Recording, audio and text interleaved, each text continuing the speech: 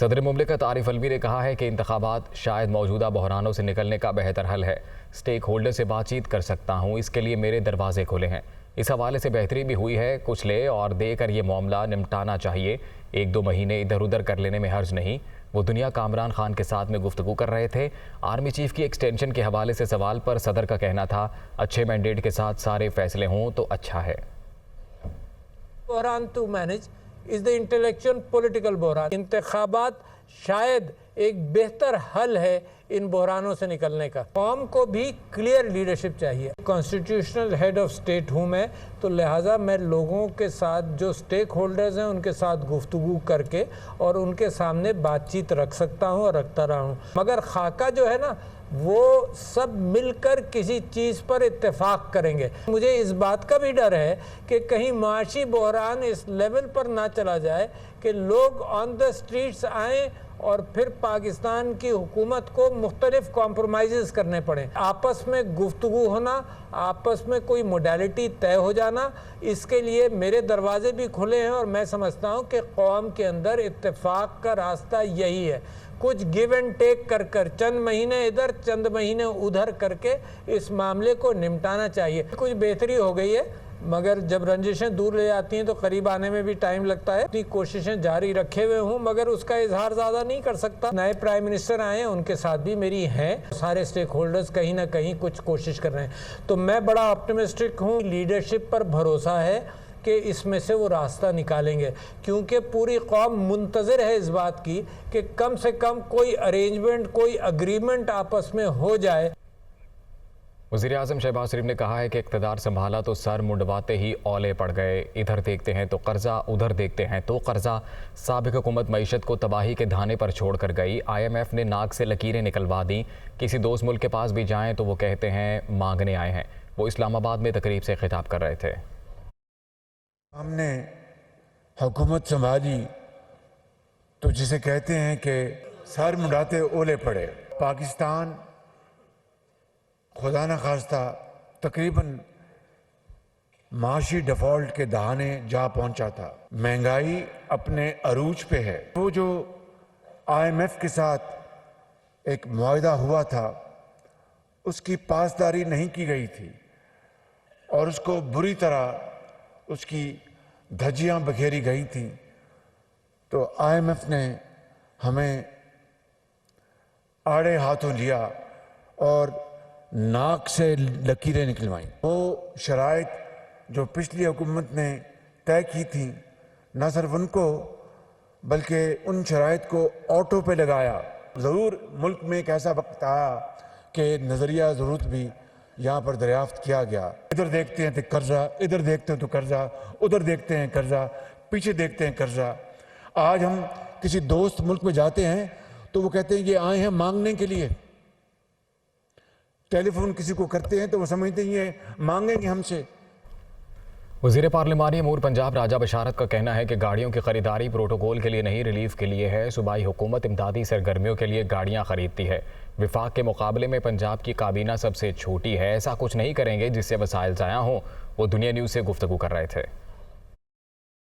अफसरान के इस्तेमाल के लिए या कोई हमारी जो पॉलिटिकल लोग हैं इलेक्टेड, उनके लिए गाड़ियां खरीदी गई हैं। ये गाड़ियां जो हैं इनमें हेड गाड़ियों का दिया गया है, लेकिन इसमें एम्बुलेंसेस भी खरीदी गई हैं, डिजास्टर मैनेजमेंट के लिए भी गाड़ियां खरीदी गई हैं। और जो फ्लड अफेक्टेड एरियाज में पहले काम हो रहा था रेस्क्यू का, अभी हमने उन एरियाज में रिहेबिलिटेशन का काम शुरू किया है और जो लोग रिहेबिलिटेशन का काम कर रहे हैं उनको ट्रांसपोर्ट होगी उनके पास तो वो काम करेंगे। एक मिसकंसीव किया जा रहा है कि शायद ये गाड़ियां खरीद कर तो ये रकम उधर खर्च की जा रही है। ये टोटल रिलीफ के हेड में ही सारी चीजें जाती हैं। हमारी कैबिनेट जो है वो सबसे छोटी कैबिनेट है। हमारे मुकाबले में फेडरल गवर्नमेंट की कैबिनेट तकरीबन इस वक्त 70 बंदों को क्रॉस कर चुकी है। मैं समझता हूँ कि हम उस तरह का कोई कदम नहीं उठा रहे कि जिससे हमारे वसाइल जो है जाया हों।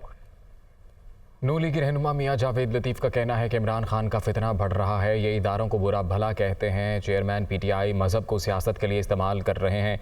इन्हें लगाम ना दी गई तो शदीद अवामी रद्द-ए-अमल आएगा। नवाज शरीफ वापस आ रहे हैं। इमरान खान को कहीं छुपने की जगह नहीं मिलेगी। वो इस्लामाबाद में मीडिया से गुफ्तगू कर रहे थे। हमें रियासती इदारों का बड़ा एहतराम है, मगर अवाम और सियासी जमातों के लिए दोहरा मेयार कबूल नहीं होगा।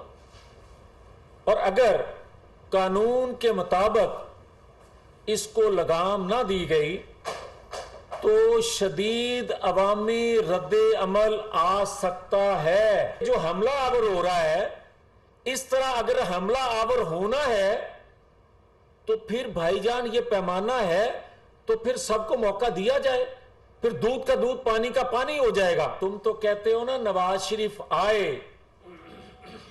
तुम अगर इन हरकतों से बाज ना आए तो फिर किसी ने नोटिस भी ना लिया तो तुम बाहर निकल के देखना, नवाज शरीफ आ रहा है और पाकिस्तानी कौम जिस तरह उसके इस्तकबाल के लिए जाएगी, तुम्हें छुपने की कहीं जगह नहीं मिलेगी। तहरीक इंसाफ के रहनुमा असद उमर का कहना है कि गैर आइनी हुकूमत को आर्मी चीफ की तकर्रुरी का इख्तियार नहीं होना चाहिए। मामलात आगे बढ़ाने के लिए एक्सटेंशन दी जाए। हुकूमत ने आम आदमी की आवाज़ दबाने के लिए कैनेडियन कंपनी से मुआहिदा किया है। FIA के ज़रिए लोगों को हरासा करना अफसोसनाक है। पंजाब हुकूमत कहीं नहीं जा रही क्योंकि अवाम इमरान खान के साथ हैं। ये कैनेडियन कंपनी जो है उसके साथ ये मायदा किया है हुकूमत ने, जिसकी खबर बाहर से आई है, यूरोपियन टेलीविजन चैनल्स के ज़रिए आई है। वो खबर वो ब्रेक की गई है कि कैसे एक सॉफ्टवेयर ख़रीदा जा रहा है, एक निज़ाम ख़रीदा जा रहा है जिससे टारगेट करके पाकिस्तानियों का गला घोंटा जाए। मैं फिर बोलूँगा, ये इमरान खान इसका हदफ नहीं है, इसका हदफ एक आम पाकिस्तानी है। नोटिस क्या भेजा जा रहा है? अच्छा, आपने साउंड सिस्टम दिया था तहरीक इंसाफ को, आए जरा FIA में आप जवाब दें। अच्छा, आप जो है आपने रिसर्च की थी तहरीक इंसाफ के लिए, आए ना जरा दफ्तर के अंदर हमें जवाब दें। मकसद सिर्फ है हरासा करना। दूसरा, पाकिस्तान की सियासत के ऊपर पैसे का कब्जा है। अरबपति लोग आप इन्वेस्टर लेंगे, उनके जरिए आप सियासत करेंगे।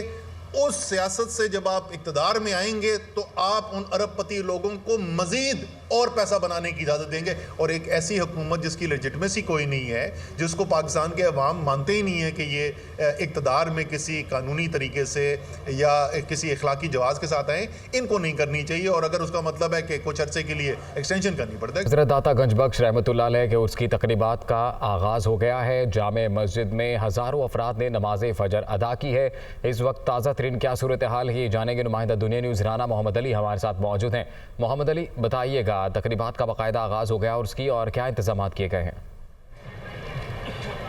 जी, अली बिन उस्मान अल हजवेरी अल मरूफ दाता गंजबख्श से उनकी 989वीं उर्स की तकरीबात का आज बाकायदा तौर पे आगाज़ हो रहा है। दिन का आगाज़ नमाज फ़जर के बाद यहाँ पे इज्तिमाई तौर पे दुआ की गई और बिलखुसूस मुल्क की सलामती के लिए दुआई की गई, सैलाबज़दा मुतासरीन के लिए दुआई की गई कि उनकी मुश्किलात आसान हो। दूसरी जानिब जो तकरीबात हैं उसकी इसका जो मॉनिटरिंग है वो स्पेशली तौर पर DC Lahore, commissioner Lahore, CCP Lahore कर रहे हैं। IG पंजाब इसमें शामिल है। एक पूरा टीम वर्क होता है हर साल की तरह। और 177 कैमरे सिक्योरिटी के हवाले से नस्ब किए गए हैं, जो तमाम दाखिली और खारजी रास्तों में बिलखसूस भाटी के अतराफ़ और दरबार के अतराफ़ की जितनी भी आबादियाँ उस गलियों मोहल्लों में लगाए गए हैं और जितने भी वॉक थ्रू गेट से तमाम दाखिली और खारजी रास्तों पर भी नस्ब किए गए हैं। जो भी ज़ायरीन दाखिल होंगे उनको जामे तलाशी के बाद वॉक थ्रू गेट से गुजरना होगा। 3 रोज़ा तकरीबात में महफ़िल समा, महफ़िल नात के किरत, कुरान पाक की तिलावत के हवाले से कुर्रा और बिलखसूस आलम दीन उलमाए सुन्नत इसमें शरीक होंगे। और आज बाकायदा तौर पर 11 बजे की तकरीब, सरकारी तकरीब का इनकाद किया जाएगा, जिसमें कहा जा रहा है कि गवर्नर पंजाब और वज़ीर आला पंजाब की भी आमद मतवक्को है। उससे कबल क्योंकि आज नमाज फ़जर के बाद क्योंकि रात से लोग पहुँचना शुरू हो चुके थे, रश उनसा था वो रूटीन से हट के और काफ़ी रश है अतराफ़ में। और दरबार के हदूद के अंदर भी सैकड़ों की तादाद में नमाज फ़जर में लोग शरीक हुए। इसके बाद इज्तिमाई दुआ की गई और स्पेशली तौर पर CCP लाहौर में 6 SPs हैं और 25 DSPs हैं और 80 से ज़ायद SHOs हैं जो तमाम फ़राइज़ सर अंजाम देंगे, जिसमें सिक्योरिटी के फ़राइज़ होंगे, दाखिली और खारजी रास्तों के इतराफ़ के जितने भी ऊंची बिल्डिंग्स हैं वहाँ पे स्नाइपर्स तैनात किए जा रहे हैं। और स्पेशली मॉनिटरिंग जो सी है वो DC लाहौर ऑफिस जो एक मॉनिटरिंग सेल बनाया गया, जिसमें 177 कैमरे जो पंजाब पुलिस और स्पेशली तौर पर ज़िला हुकूमत के तावन से जो लगे हैं, इसमें सेफ सिटी के कैमरे होंगे। वो तमाम बहुत शुक्रिया आपका राना मोहम्मद अली, तफसीलात से आगाह कर रहे थे। रहनुमा मुस्लिम लीग नून अज़मा बुखारी का कहना था कि 70% मुल्क सैलाब में डूबा हुआ है। तहरीक इंसाफ की पूरी तवज्जो ज़मीनों पर कब्जे की जानिब है। रावी प्रोजेक्ट में हुकूमत पंजाब ने ज़मीनें अपने नाम करा लीं। फसलों पर बुलडोज़र चलाए जा रहे हैं, फसलें तबाह की जा रही हैं। ज़मीनों पर कब्जे सुप्रीम कोर्ट के अहकामात की खिलाफ वर्जी है। पंजाब में ग़ज़ाई क़िल्लत के खदशात हैं जिसे नज़रअंदाज किया जा रहा है। एक तरफ मुल्क में सैलाब है, आपका 70% मुल्क जो है वो सैलाब में डूबा हुआ है और पहले ही जो सब्जियां हैं, आपकी जो फूड बास्केट है उसमें कमी हो रही है। और दूसरी तरफ ये है कि इमरान खान साहब जो है उनको खुद नहीं पता कि उनकी पंजाब की हुकूमत कितने दिनों की मेहमान है, लेकिन उनकी पूरी तवज्जो इस चीज़ के ऊपर है कि फटाफट ज़मीनों पे कब्जे कर लो।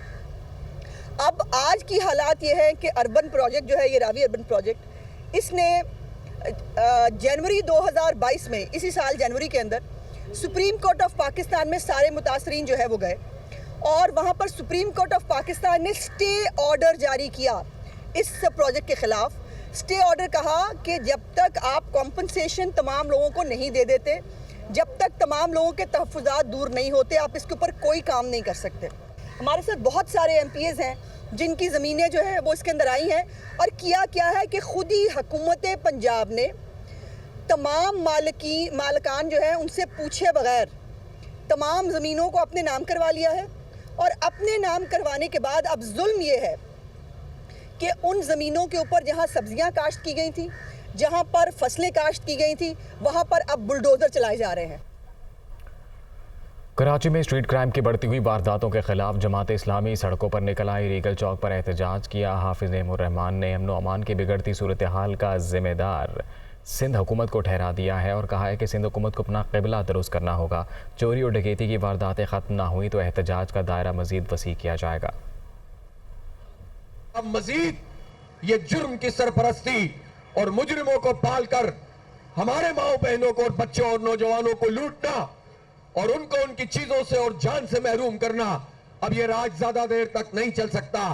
तुम्हें अपना क़िबला दुरुस्त करना होगा, वरना इंशाअल्लाह आज जिस तरह ये 15-20 मुकामात पर शहर में एहतजाज हो रहा है, इसका दायरा भी वसी करेंगे और इसमें इंशाअल्लाह अवाम की शिरकत भी बढ़ती चली जाएगी। फिर हम IG ऑफिस का भी घेराव कर सकते हैं और फिर हम तमाम लॉ इन्फोर्सिंग एजेंसीज के सामने भी खड़े हो सकते हैं। हालात काबू से बाहर हो, उससे पहले मुजरिमों को कंट्रोल किया जाए। साबिक ICC एम्पायर और first class cricketer Asad Rauf इंतकाल कर गए। असद राउफ के भाई ताहिर ने मौत की तस्दीक कर दी। लाहौर में असद राउफ अपनी दुकान बंद करके घर वापस जा रहे थे कि अचानक सीने में तकलीफ महसूस हुई। अस्पताल मुंतकिल किया गया, ताहम हरकत क़ल्ब बंद हो जाने से इंतकाल कर गए। 66 साला असद राउफ ICC के टॉप एम्पायर रहे। उन्होंने 64 टेस्ट, 139 वनडे और 28 T20 इंटरनेशनल मैचेस में अंपायरिंग की।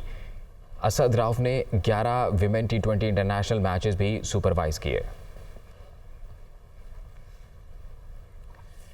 इंग्लैंड के खिलाफ होम सीरीज न्यूजीलैंड में 3 मुल्क टूर्नामेंट और T20 वर्ल्ड कप के लिए पाकिस्तान स्क्वाड का ऐलान आज होगा। PCB मीडिया के मुताबिक T20 क्रिकेट के 3 बड़े इवेंट्स के लिए कौमी स्क्वाड का ऐलान चीफ सिलेक्टर मोहम्मद वसीम करेंगे। 20 सितंबर से कराची में शुरू होने वाली इंग्लैंड के खिलाफ होम सीरीज़, न्यूजीलैंड में शेड्यूल 3 मुल्की टूर्नामेंट और ऑस्ट्रेलिया में खेले जाने वाले T20 वर्ल्ड कप के लिए कौमी खिलाड़ियों का इंतखाब किया जाएगा।